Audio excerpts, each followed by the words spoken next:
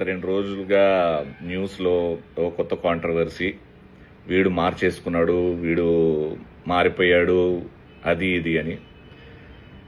Chhatrapati Shivaji మహారాజ్ని follow అయ్యేవాడిని, Hanuman Chalisa చదివేవాడిని, పొద్దున్న లేస్తే రాత్రి వరకు మనసులో ఓం నమ శివాయ అనుకునేవాడిని.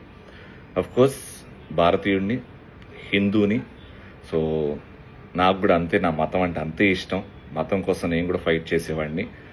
అయితే బేసికల్గా ఏం జరిగిందో చాలా మందికి తెలియదు, ఎందుకంటే యూట్యూబ్లో మేము చేసింది లేదు. చాలా మంది హర్ట్ అయ్యారని డిలీట్ చేశాం. కానీ సోషల్ మీడియాలో నా నంబరు, నా కోయాక్టర్ నంబర్ పెట్టేసి వీళ్ళు హిందూ మతాన్ని హర్ట్ చేశారు అని చెప్పేసి స్టార్ట్ చేయగానే మాకు కాల్స్ రకరకాలుగా వచ్చినాయి. అందులో ఒక కాల్ రికార్డింగే బయట వాళ్ళు రిలీజ్ చేసింది. బేసికల్గా నందీశ్వరుణ్ణి స్టేజ్ మీద పెట్టుకుని సూపర్ సీరియల్ ఛాంపియన్షిప్ జీ తెలుగులో నందీశ్వరుణ్ణి స్టేజ్ మీద పెట్టి మేము నిష్టగా చెప్పులు విప్పేసి చేసిన స్పూఫ్ అది. అంటే వీళ్ళని హర్ట్ చేయాలి అని రాసిన స్కిట్ కాదు, ఉన్న సినిమా సీన్ని మేము అక్కడ ఎనాక్ట్ చేయడం జరిగింది. అక్కడ చాలా మంది హర్ట్ అయ్యారు.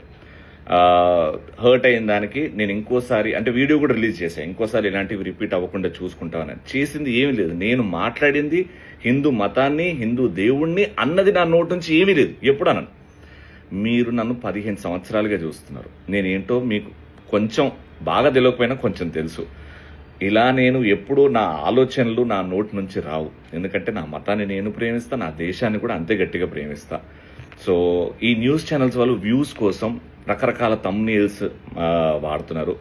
దయచేసి నమ్మకండి ప్లీజ్. నేనేంటో మీకు బాగా తెలుసు, అండ్ ఇలాంటివి ఫ్యూచర్లో జరగకుండా నేను జాగ్రత్త పడతాను. ఆల్రైట్, జై శ్రీరామ్.